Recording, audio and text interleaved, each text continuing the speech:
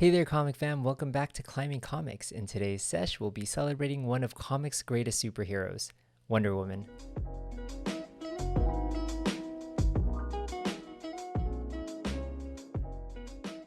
Hey there again, comic fam. Welcome back to Climbing Comics.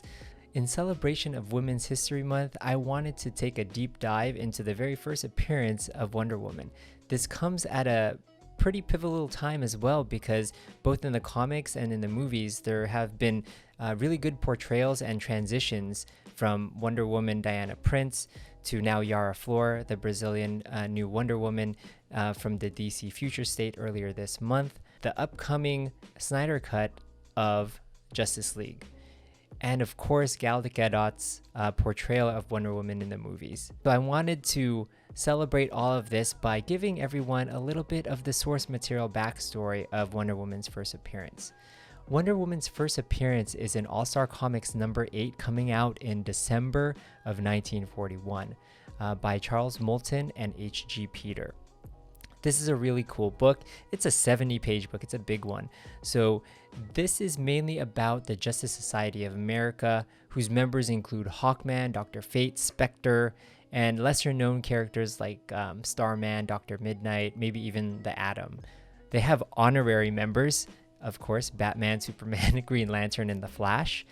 But this is a 70-page book where about 8 to 10 pages of each of the book are dedicated to each of the members of the Justice Society of America. So you'll have 8 to 10 pages of Hawkman and so on and so forth. At the very end, you have a 9-page spread of the very first appearance and backstory of Wonder Woman. The very first page, you see Wonder Woman running with her classic outfit and an introduction. At last, in a world torn by the hatred and wars of men, appears a woman to whom the problems and feats of men are mere child's play. A woman whose identity is known to none, but whose sensational feats are outstanding in a fast-moving world. With 100 times the agility and strength of our best male athletes and strongest wrestlers, she appears as though from nowhere to avenge an injustice or right or wrong. As lovely as Aphrodite, as wise as Athena, with the speed of Mercury and the strength of Hercules, she is known only as Wonder Woman. But who she is, or whence she came, nobody knows. Until now. The very first scene is a plane crashing into this island. So two women stumble upon this crashed plane, one of them being Wonder Woman and her friend Mala. Wonder Woman's mother is the queen, Hippolyta, here. What happens is they carry this man into the city to try to find a hospital. And they're wondering, a man? A man on Paradise Island? This is the first time they've seen a man on Paradise Island. So you see murmurs of everyone in the background talking about this. All the architecture in the background as well is as if you were in ancient Greece. This is a pretty cool scene. As they go to the doctor's office, the doctor calls on Hippolyta, the queen, and says, "What do we do here?" The doctor pulls out a paper from this man's pocket, and they found out his name is Captain Stephen Trevor, U.S. Army Intelligence Service. Queen immediately gives these orders. Heal the man, cover his eyes so he can't see where he is, fix his plane, and once it's repaired, let's send him back. At this point, you kind of cut scene about the day later. Wonder Woman has been by his side like the entire night and day. And so the doctor goes straight to the queen and says, "I think something's a little bit off here. Your daughter is acting a little bit weird."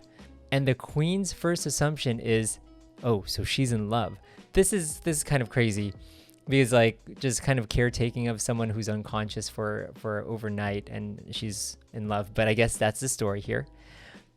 On the next page, you see that the princess is forbidden to nurse this man back to health. And she goes and pleads to her mother, why? Like, why are you not letting me take care of this guy? She knew this day would come, but she wanted to tell her the backstory of it all. So this is cool. It kind of switches from a normal comic panel to panel into this book format. Years before, Hippolyta was, of course, the queen of the Amazons, and for some reason, someone taunted Hercules saying that he wouldn't be able to take over her land or her people. So based off of this, he's like, all right, I'm going to try to do this. I'm going to send my best men to her shores and let's see what happens. Hippolyta then challenges Hercules to a one-on-one duel and wins. But what happens is, due to trickery and deception, Hercules steals her special or secret belt, or girdle that was given to Hippolyta by Aphrodite. So this is a magic belt that gave them a lot of power, and because of this, now they became slaves of the Herculean people. They put chains around their wrists and whatnot. Hippolyta pleads to Aphrodite to please get that girdle back. She helps her. Aphrodite's conditions were, you leave the world of man and you create your own society. And secondly, you must always wear these bracelets fashioned by your captors to remind you to stay quote unquote aloof from men. They are now in their own society. You see pictures of a paradise, essentially. So there is no want, there is no illness, there's no hatred, no wars, as long as they stay in Paradise Island. And they basically live as immortals with this magic girdle in hand. One of the things that was given to Hippolyta after she was freed from her captors was this thing called the magic sphere. So with this magic sphere, she was able to look at the world outside of their own and learn about things that were coming up in the future. So they were always ahead technologically from the outside world. They had their own flying machines and whatnot, and they were able to learn about other cultures, modern and ancient, learn about science and technology and language, and so on and so forth. What they wanted to do next is figure out how Captain Stephen Trevor got to their island. Captain Stephen Trevor was a security agent who had some intel on, I think, Nazi agents. So he asked his boss for him to be able to go out on a secret mission to find out some more information. Upon this, he tries to sneak up on these two guys, Von Storm and Fitz, and he kind of runs up next to their car with a gun. But one of the things they do is, since he's outside of this car, they kind of run him over into a tree. He passes out. They take his body and they come up with this plan. So the plan is put Stephen Trevor's body in this kind of remote controlled airplane, while both Fitz and Von Storm sit in this other Stratus plane that is sitting a lot higher than the other plane. So what they plan to do is fly over the American base and drop bombs. And since it's the American plane that they would see, they would not know that it's actually these two guys in the Stratus plane. What happens here is that Stephen Trevor wakes up. He figures out, hey, I'm in this robotic plane. Let me undo all of this stuff. And then he sees the Stratus plane and starts chasing him. Von Storm is like, get away as quickly as you can and as far as you can. We can't let anyone know our plan. They fly over the ocean hundreds of miles, and I guess he runs out of gas. And as he's running out of gas, he kind of falls onto this island. So now the princess is like, we got to send him back so he could do what he needs to do and finish his mission. So Hippolyta asks to be left alone so she could consult Aphrodite and she could consult Athena. Essentially what Athena and Aphrodite say is that, all right, we need to send this man back as soon as possible so he could fight the forces of hate and oppression. Outside of this, their orders to Hippolyta are also to send your strongest and wisest Amazon with him to America, so this person could help fight for equal rights for women. So Hippolyta agrees, and in order to find the strongest and wisest of the Amazon, she sets up a tournament. Before she starts the tournament, she goes to her daughter and forbids her to join, mainly because the winner would have to leave the Amazons and join this man to America and never be able to come back. Next scene, you see the rows and rows of contestants in this tournament, and of course there is one with a mask on. You don't know who she is other than she has a number 7. So the first test is like this foot race where they have this deer pacing the whole group, and of course one catches up to the deer and even surpasses it. At the end of this tournament, there are 2 Amazons that make it to the end. The rest of them fall out, number 7 and number 12. Number 12 is Mala. The very last game is a very interesting game called Bullets and Bracelets.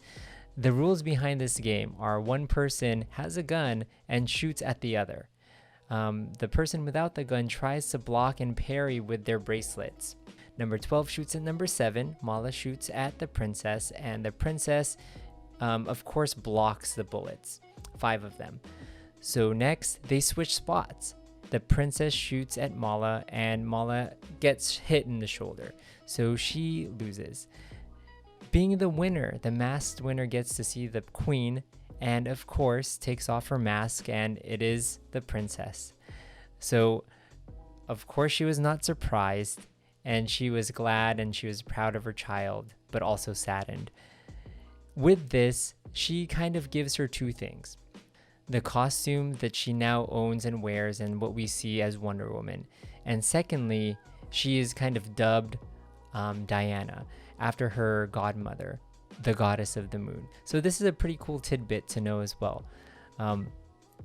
In the end, the last panel essentially says, and so Diana, the Wonder Woman, giving up her heritage and her right to eternal life, leaves Paradise Island to take the man she loves back to America, the land she learns to love and protect and adopts as her own.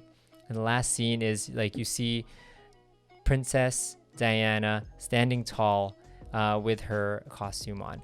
This is a really cool way to end this whole thing. I also thought this was a pretty cool, like, kind of short synopsis of the character as a whole. This is similar to my previous video when I went over the first appearance of Doctor Strange in Strange Tales 110, where the big book is like essentially about other characters, but it's that couple pages at the end that make this whole book very special. All-Star Comics number 8 is a very hard and rare book to find. It's definitely one of the more expensive grails that people are trying to find. I was lucky enough to be able to read this storyline digitally on the DC app, so I definitely recommend for you guys to read it there as well. So outside of this, do you guys have any other favorite women superhero characters that I should read about? Please put that information in the comment section below.